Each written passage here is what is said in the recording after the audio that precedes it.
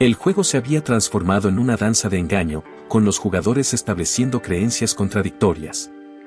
La lucha por la supremacía había cambiado. Ya no era un choque de ejércitos, sino una batalla de ingenio, una guerra librada a través del propio tejido de la fe.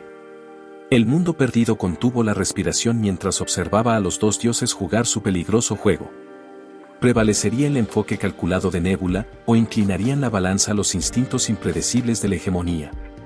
El juego había comenzado, y las apuestas no podían ser más altas. La profecía es una habilidad que se adquiere cuando la divinidad del jugador alcanza el nivel 6. Es como una búsqueda que el jugador se impone a sí mismo, y si cumple la profecía, recibirá puntos de experiencia adicionales. Sin embargo, la penalización por fracasar también es significativa. Al fallar, la cantidad de experiencia que el jugador podría haber ganado durante este periodo se reduce debido a la absorción de los recursos religiosos invertidos en crear y difundir la profecía. Si el jugador tiene mala suerte, también puede recibir una penalización o puede ocurrir un incidente negativo entre las criaturas leales a él. Un breve ejemplo de tal profecía y su impacto. Un rey recibió un mensaje divino de un profeta ciego que decía que el hijo del rey mataría al rey, dormiría con su esposa y destruiría el reino. El rey se asustó por esta profecía pero no pudo soportar matar a su propio hijo con sus propias manos, así que ordenó a uno de sus subordinados que matara a su hijo en su lugar. Sin embargo, el subordinado no tuvo el coraje de matar al bebé, así que lo dejó en el campo y fue encontrado por un pastor. Cuando el bebé creció y se convirtió en un joven, los rumores llegaron a él de que los padres que ahora tenían no eran sus padres biológicos. Fue al profeta para averiguar la verdad. El profeta dijo que por decirle la verdad dormiría con su madre y mataría a su padre. Aunque el joven aún amaba a sus padres actuales, que no eran sus padres biológicos, dejó su ciudad natal y se embarcó en una aventura. Mientras viajaba en un carro por el camino, coincidió con un rey, peleó con él y lo derrotó. Incluso luchó contra un monstruo que amenazaba al reino y que tenía la cabeza de un hombre y el cuerpo de un león. Como recompensa por matar al monstruo, se casó con la reina que había perdido a su esposo y se convirtió en rey. Unos años más tarde, descubrió que la profecía que intentaba evitar ya se había cumplido. El rey que conoció y mató en el camino era su padre biológico y la esposa del rey con la que se casó era su madre biológica. Al enterarse de esto, la reina, que era su esposa y madre biológica, se ahorcó y el rey se arrancó los ojos y se arrojó del palacio. Al final, el reino cayó. A diferencia del confuso ejemplo, la habilidad era bastante simple. El jugador se encomendaba a sí mismo y a sus subordinados predecir lo que sucedería en el futuro y si se cumplía la profecía, recibía puntos de fe gastados en transmitir el mensaje divino a su tribu, así como una recompensa dependiendo de la dificultad de cumplir la profecía. Por ejemplo, predigo que Rakrak matará a un terrible monstruo y si ayudo a Rakrak a cumplir esa profecía, recibo una buena cantidad de XP. Sin embargo, los jugadores del mundo perdido no usaban esta habilidad tan a menudo. Esto se debía a que había una penalización por no cumplir la profecía. Si se gastaban muchos puntos de fe en crear una profecía grande, la penalización por no cumplirla sería aún más severa. Se perderían puntos de fe definitivamente, la experiencia podría disminuir, lo que provocaría que el nivel del jugador disminuyera, y si el jugador tenía mala suerte, los personajes involucrados en la profecía podrían ser maldecidos o enfrentar un evento negativo inesperado. Si el creador de la profecía, un dios, ni siquiera puede controlar su propio destino, entonces no está capacitado para ser un dios. Por lo tanto, sin importar cuán simple fuera la profecía, los jugadores estaban obligados a cumplirla. Las profecías que eran demasiado simples no se usaban con demasiada frecuencia porque la cantidad de puntos de fe devueltos era menor que el número original de puntos utilizados. Pero aún se usarían si fuera necesario, si el jugador está seguro. En opinión de Sun Moon, el mejor momento para usar la profecía era ahora. Cada profecía es cuando dos jugadores hacen profecías que se contradicen entre sí. Por ejemplo, el jugador A y el jugador B hicieron una profecía sobre la persona C, el jugador A predeciría que se moriría en 3 días, y el jugador B predeciría que se estaría vivo en 3 días. El jugador A intentaría todo lo posible para matar a C en los próximos 3 días, y el jugador B usaría todos los medios para proteger a C de la muerte. Así, solo uno de los jugadores A o B cumplirá su profecía y el otro fracasará. Por lo tanto, uno recibirá una recompensa y el otro recibirá un castigo. Este tipo de apuesta es posible sin profecías, pero la profecía contradictoria es directamente respaldada por el sistema del juego, por lo que no hay escapatoria, y el perdedor seguramente recibirá una penalización. A diferencia de las apuestas verbales, en el caso de la profecía contradictoria, el perdedor aún sería penalizado incluso si quisiera hacer trampa y no quisiera cumplir la penalización. Por lo tanto, sería mucho más favorable ganar. Independientemente de que el oponente pueda estar en desacuerdo con el resultado de la apuesta, Sun Moon solo quería ver su claro beneficio si ganaba. Finalmente, Hegemonía preguntó, entonces, ¿qué tipo de profecía deberíamos elegir? Deberías saber que el señor de la automatización elige a su sucesor, ¿verdad? Zambon respondió. Hegemonía inmediatamente se indignó sin razón aparente. ¿Estás intentando engañarme para saber cuánto sé sobre automatización? Zambon solo rió ante su naturaleza irascible y respondió con calma que por supuesto que no, sin más. Pero la razón principal por la que decidió elegir este tema para la profecía fue porque sería conveniente crear una profecía contradictoria basada en él. Hegemonía asintió y dijo, la automatización elige regularmente a su gobernante, y esa persona se convierte en el gobernante de la automatización. Aparentemente, la duración del tiempo que el señor puede permanecer en el poder es diferente cada vez, y solo el señor de la automatización en ese momento sabe cuánto durará su mandato. Zambon decidió compartir un poco de información y dijo que por eso Ui, el señor de la automatización, oculta su identidad. Porque si la gente conociera su identidad, entonces cuando tuviera que elegirse al próximo sucesor, muchos buscarían ocupar el lugar del señor de la automatización y su vida estaría en peligro. Finalmente decidieron crear una profecía controvertida basada en quién sería el próximo señor de la automatización. Hegemonía abrió la ventana del sistema con sus registros y preguntó si quería decir que deberían elegir a uno de los 5 hijos del actual señor de la automatización. Zambon respondió que sí, y lo importante era que el tiempo para elegir al próximo sucesor estaba casi aquí, y el actual señor quería ceder su puesto a uno de sus hijos, lo que significa que habría 5 posibles sucesores. Y deben elegir a uno de los 5 hijos y predecir qué hijo o hija será el próximo heredero. Dado que solo habrá uno, las profecías inevitablemente se contradirán entre sí, y si ambos adivinan incorrectamente, simplemente tendrán que aceptarlo tal como es. Hegemonía estuvo de acuerdo de inmediato, y al ver que Hegemonía aceptaba el desafío tan fácilmente, Sun Moon se dio cuenta de algo. ¿También se había preparado de antemano? Sin embargo, nuestro héroe aún creía que Hegemonía no se había preparado tan a fondo como él, ya que él mismo sabía desde hacía mucho tiempo que algo así sucedería y se había estado preparando durante mucho tiempo. Ui tiene 5 posibles sucesores. ¿Te gustaría que te presente una lista de ellos y te dé una breve introducción si no los conoces? Preguntó Hegemonía. Zambon estuvo de acuerdo con gusto, pues era una gran oportunidad para escuchar a su oponente sin revelar su conocimiento. Él mismo estaba bien informado sobre los hijos del señor de la automatización, pero le intrigaba la opinión de Hegemonía sobre ellos. Luego comenzó un orden, Hegemonía aclaró su garganta y continuó hablando. El primero es Dan, es un hombre de 30 años y es el candidato más fuerte para convertirse en sucesor. El segundo es Jun. Es el medio hermano de Dan. Se rumorea que no tiene ningún interés en convertirse en heredero en absoluto, aunque hay una familia que lo apoya, la familia de su madre. El tercer hijo, Jin, es una mujer veinteañera. Tiene la misma madre que el primer hijo y a menudo sale al mundo exterior y viaja. Oculta su identidad, pero se lleva bien con cazadores y matones. La apoya una familia restante de 4. El cuarto hijo, Jung, es una mujer veinteañera. Tiene una madre diferente a la de los primeros y segundos hijos. Se rumorea que su madre ya está muerta y Jung misma era un poco extraña en su apariencia y comportamiento, así que quienes la rodeaban pensaban que estaba maldita. Hay algo inusual en ella, así que no solo es rechazada por el señor de la automatización, sino también por otros miembros de su propia familia. Finalmente, el quinto hijo, Min, es una niña de unos 10 años. La gente dice que tiene una inteligencia extraordinaria y es talentosa en muchos aspectos. Nació cuando el señor ya estaba en su vejez, así que parece que la ama mucho, más que a los otros niños. Ahora que todos fueron presentados brevemente y sus avatares estaban frente a ellos, Hegemonía preguntó, ¿qué piensas?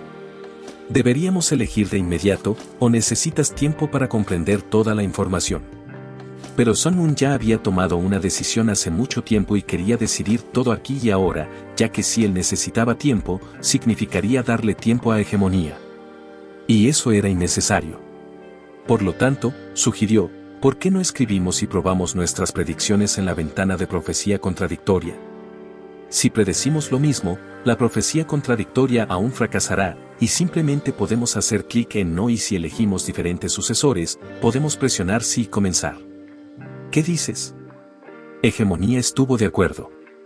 Sanbon luego abrió la ventana del sistema, profecía contradictoria. El sistema preguntó de inmediato, ¿quieres establecer una profecía contradictoria con el jugador Hegemonía? Pero antes de tomar una decisión, recibió una advertencia de que si no cumplía la profecía, sufriría daños graves y pérdidas importantes. Uno debería haber pensado bien las cosas antes de tomar una decisión así. Pero cada uno de ellos estaba dispuesto a correr el riesgo y confirmó su decisión. Ahora cada uno de ellos eligió a quien pensaban que sería el heredero. Hegemonía eligió al segundo hijo de Wizhou. Estaba seguro de que Wi-Jun sería el próximo sucesor de la automatización. La profecía del jugador de la nebulosa, sin embargo, afirmaba, el cuarto hijo de Wizhou, Wei-kun, será el próximo sucesor de la automatización. Cuando la elección ya había sido hecha y escucharon lo que el oponente había elegido, Sun Moon revisó la cara de Hegemonía. Como se esperaba, estaba sorprendido por la elección de Nebulosa, y eso estaba a su favor. Seguramente la cuarta hija del señor no era una opción obvia o incluso extraña a primera vista, pero como siempre, no era tan simple. Ahora que cada uno de ellos había hecho elecciones diferentes, la creación de la profecía contradictoria debía ser confirmada. Hegemonía recuperó su confianza y golpeó con fuerza la ventana del sistema para confirmar el inicio de su confrontación. Estaba seguro, como siempre, de que ganaría. La profecía contradictoria fue confirmada, y dos profecías contradictorias comenzaron a difundirse entre la automatización desde una fuente desconocida. Ahora volvamos 3 semanas atrás a la conversación entre Rakrak y Ui. La automatización de Wizhou al principio intentó ignorar las profecías, pensando que debía ser el trabajo de las familias haciendo algo mal de nuevo. Esperaba que fueran solo rumores que eventualmente se calmarían. Sin embargo, las profecías no se calmaron, y quedó claro que estaban sucediendo desde detrás de los muros de la automatización, así que fue a los gobernantes de las dos tribus poderosas para encontrar la fuente de todos estos rumores que habían estado circulando durante las últimas 3 semanas. No entendía por qué Jun y Kyung eran los destacados en los rumores. Contrario a lo que pensaban otros miembros de la familia, Ui Xiao no tenía la intención de elegir a su primer hijo Dan como su sucesor. Sin embargo, se hablaba de que el sucesor sería o bien el primogénito Dan o la tercera hija Jin, por lo que las propias profecías eran un poco sospechosas porque iban en contra de las teorías convencionales. Suponía que alguien debía haber comenzado los rumores a propósito. Finalmente, Ui Xiao contrató a un hombre para encontrar la fuente de las profecías. Tomó mucho tiempo, e incluso Ui Xiao tuvo que buscarlo varias veces él mismo. Pero nunca se encontró la fuente. Se preguntaba cómo podía hacer esto. Parecía imposible para Ui Xiao. Tanto los hijos como los miembros de la familia estaban confundidos, porque sabían que pronto sería hora de elegir un sucesor. Ui Xiao había logrado deshacerse de los rumores en el castillo de la automatización, pero esta vez algo venía de fuera. La palabra había llegado a las 4 familias de que la tribu de orejas cortadas y lagartos de escamas negras se acercaban al castillo, y los gnolls y lagartos que parecían traidores o vagabundos tardaban más en pasar por las murallas y miraban detenidamente. Ui sabía que vendrían algún día. Pero esperaba que no fuera en un momento tan desafortunado. Ambas tribus grandes eran difíciles de entender, pero le parecía que de alguna manera estaban conectadas con estos rumores. Sin embargo, sus encuentros le demostraron que las cosas eran muy complicadas. En el peor de los casos, las dos tribus podrían haber formado una alianza y atacado a la automatización, pero eso no parecía ser el caso. Ui Xiao hizo que la gente recopilara información sobre ambas tribus y descubrió que ambas creían en diferentes dioses. Ambas tribus no se odiaban mutuamente, pero aún así trataban a la otra tribu con hostilidad y las consideraban rivales con las que algún día tendrían que luchar. Ambas tribus eran enormes y no podían ser tomadas a la ligera. Probablemente creían que la tierra salvaje era demasiado pequeña para ambas tribus y que debería pertenecer solo a una tribu, mientras que los humanos apenas sobrevivían en este castillo de automatización. Hui Xiao sabía que tenía que hacer todo lo posible para cumplir con su deber final como señor de la automatización y decidió arriesgar su vida para hacerlo. Sentía que definitivamente había una conexión entre el movimiento de las dos tribus y el sucesor y los rumores, pero no había pruebas. Incluso el hecho de que aún no hubiera muerto después de reunirse con los líderes de las dos tribus era extraño y ya significaba mucho. Significaba que Hui mismo no era más que una pequeña piedra en el tablero de juego, y eso le daba una confianza desesperada. Ya había decidido recordar que era solo una pieza en el tablero. Y así, Hui Xiao confirmó su desesperanza. Hui Xiao fue el primero en sentir el calor en la desvanecida carpa, pero Hui Xiao simplemente soportó el aire frío de la noche del desierto mientras el fuego se extinguía. Rajrak miró el fuego moribundo. Rompió unas ramitas secas a su lado y luego comenzó a arrojarlas al fuego, revitalizándolo así. Después de escuchar parte de la historia de Hui, Rajrak notó cuánto más fáciles eran las cosas cuando se dejaba de lado la diplomacia y se podía hablar directamente. Hui aún permanecía en silencio y no estaba de acuerdo con él, pero Rajrak continuó diciendo, solo tienes que elegir uno u otro, Salkait o yo, los gnolls o los lagartos, el dios de los dientes malvados o el dios de los insectos azules. Extendió su mano, insinuando que la automatización debería someterse a los lagartos. Sin embargo, no era tan simple para Hui. No era solo cuestión de elegir entre los dos.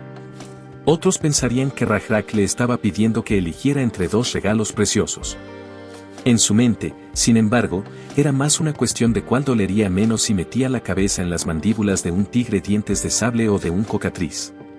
Incluso en esta situación, la elección era obvia para Rajrak y dijo, lo siento si piensas así, pero ¿no sería mejor poner la cabeza en la boca de un cocatriz? Pero Hui dijo que Salkait también dijo que un tigre dientes de sable habría sido mejor. Rajrak decidió pensar desde el punto de vista de Hui Zhou. Hui Zhou de todos modos no creería ninguna de las dulces palabras que Salknight o él mismo hubieran dicho, y sus dudas probablemente eran la razón por la que la automatización aún existía. ¿Qué vas a hacer?, preguntó Rajrak. Bueno, por ahora, voy a retroceder, respondió Hui, y dejar que el tigre dientes de sable y el cocatriz luchen entre ellos. Habrá un ganador al final, pero es probable que el ganador esté exhausto, agotado y herido. Preferiría que estuviera medio muerto, pero al final me dará más opciones. El verdadero rostro del vencedor se mostrará. Rajrak entendió fácilmente la analogía de Hui Zhou y dijo que era como si Hui intentara decirle que no iba a tomar su decisión ahora, mientras pensaba que lo que quería decir es que decidiría qué hacer cuando se eligiera al sucesor. Después de todo, la distancia entre él y el sucesor era mayor que la distancia entre el sucesor y la automatización, así que pensaba que podía usar al rehén para hacer lo que quisiera.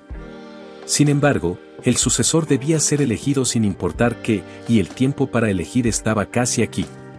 ¿Qué piensas?, preguntó Hui Zhou. No parece tan malo. Si no te importa quién gana entre tú y Salknight, los gnolls y los lagartos, el dios de los dientes malvados y el dios de los insectos azules, entonces está bien. Sin embargo, para mí suena como si simplemente hubieras aceptado tu destino como una piedra sin voluntad en un tablero. Respondió Rajrak. Creo que tú eres igual, repelió Hui. Puedes pensar lo que quieras, pero tú eres igual suena como si no hubiera nada que pueda hacer para mí, y el hecho de que simplemente te resignes a tu destino es como una piedra en un pizarrón. Crees que ya es demasiado tarde, pero podrías haber hecho las cosas de manera diferente. ¿No habría sido mejor aprender más sobre ambas tribus y ver cuál era mejor, si tan solo hubieras comprendido antes que no podías escapar de ninguno de nosotros? Las palabras de Rajrak cortaron dolorosamente el corazón de Hui Zhou, pero luego Rajrak sacudió la cabeza y continuó hablando. No, tienes razón. No hacer nada dependiendo de la situación también es una buena opción. Eres sabio, como lo eres para un humano. Xiaoyi se levantó y una brisa entró en la tienda, y el fuego parpadeó. Las sombras de los dos jefes enfrentados también se balancearon violentamente junto con el fuego. Esto señaló el final de la conversación. Aquí fue donde Hui iba a terminar su conversación, pero antes de irse, quería hacer una última pregunta. Mirando cansado a Rajrak, dijo, después de todo, no soy el único que es una piedra. Tú también lo eres. Solo que la tabla en la que estás parado es más grande. ¿Eso no te asusta? ¿No te sientes enojado, herido o impotente por ese hecho? Weezou quería decir que Rajrak también era solo un juguete de los dioses. Las comisuras de los labios de Rajrak se levantaron ligeramente en una sonrisa significativa, y Weezou se dio cuenta de que Rajrak no pensaba así. Sin embargo, no pudo adivinar la respuesta de Rajrak a su pregunta. Finalmente, después de un silencio ligeramente prolongado, Rajrak prometió: contestaré esa pregunta cuando esto termine. Tal respuesta complació a Ui y él dijo: bueno, aunque personalmente espero que esta sea la última vez que te vea a ti o a Salkite.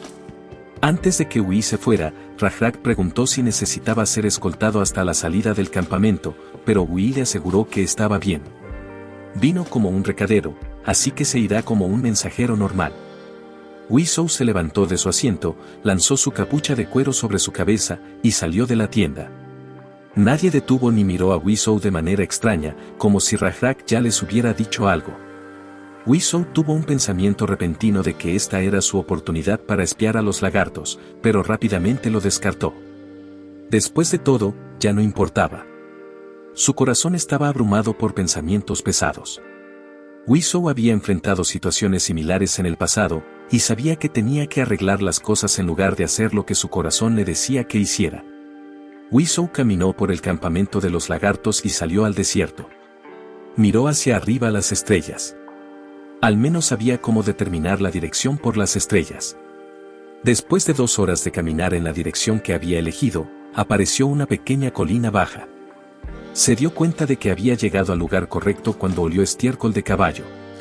Esperándolo estaba el sobrino de Weevil, que era su ayudante, con él estaban varias otras personas. Saludó alegremente al regreso exitoso de su señor y llevaba en sus manos ropa nueva adecuada para un señor. Sin embargo, Ui le aseguró que no era un alivio que hubiera regresado a salvo. Weezou se quitó la capucha de cuero y comenzó a quitarse la ropa vieja con la que había hecho este viaje, y comenzó a ponerse ropa normal para un señor. También se afeitó la barba que había crecido durante este tiempo. La barba afectaba mucho la impresión que una persona causaba, y era útil tenerla cuando uno se disfrazaba, pero ahora no era necesario. Ui se acercó a su caballo y a todas las preguntas de sus subordinados sobre cómo fue todo, respondió brevemente: nada ha cambiado. Procederemos según lo planeado. El plan era no hacer nada y esperar hasta que terminara la lucha entre las 2 tribus para no ser arrastrados a la guerra.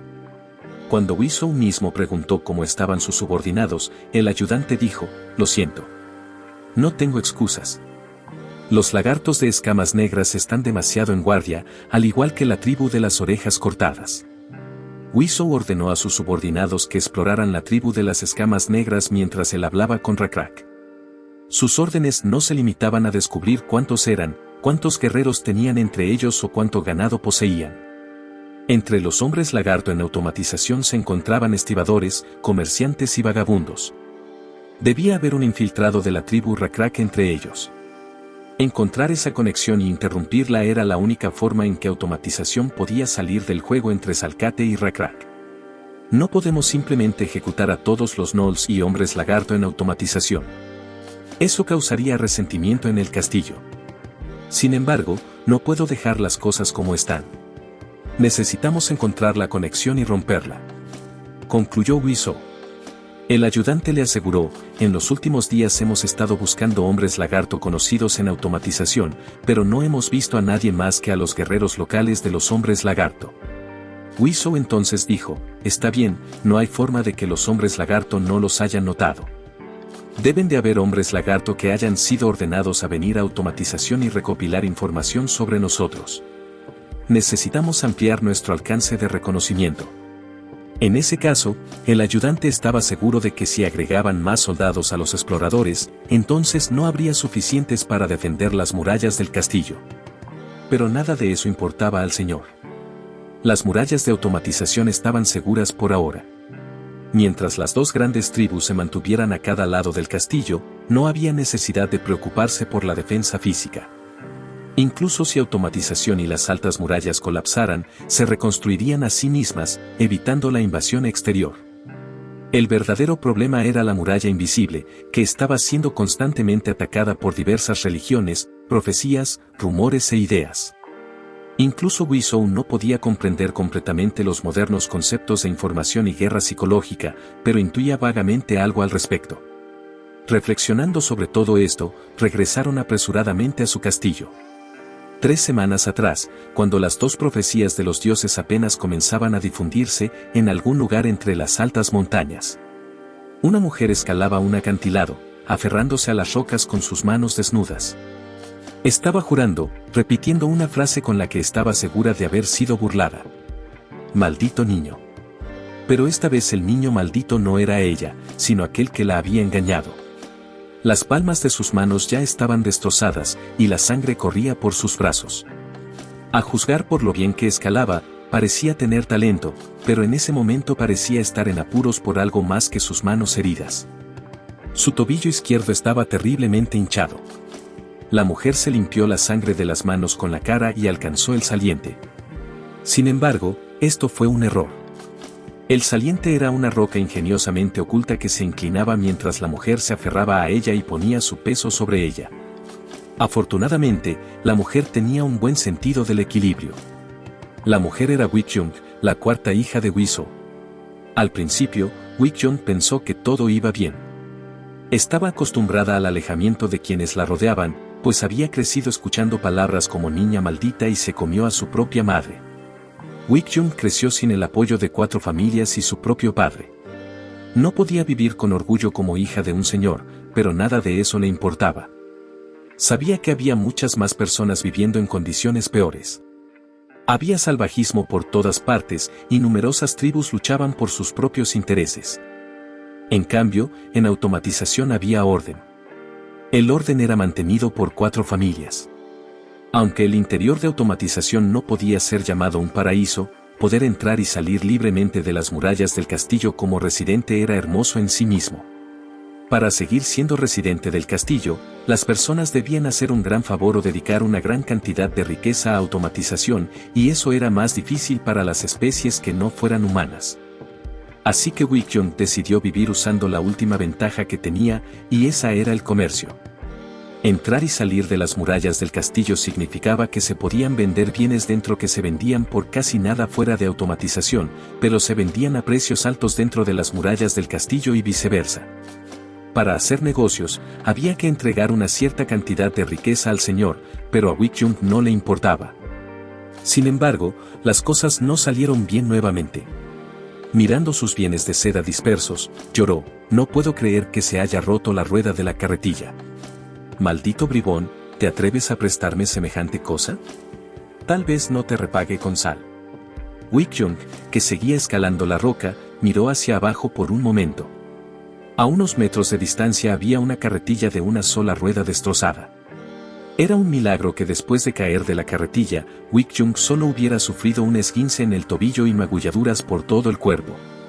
No habría sido extraño si hubiera perdido la vida, pero los pensamientos de Wickyung estaban centrados en otra cosa. Sin embargo, aún le esperaba un largo camino para volver a subir por el sendero, y tendría que esforzarse mucho para salir de allí. Gracias por acompañarme en este video. Si les gustó, no olviden darle like, suscribirse al canal y activar la campanita para no perderse de nada. Hasta el próximo resumen.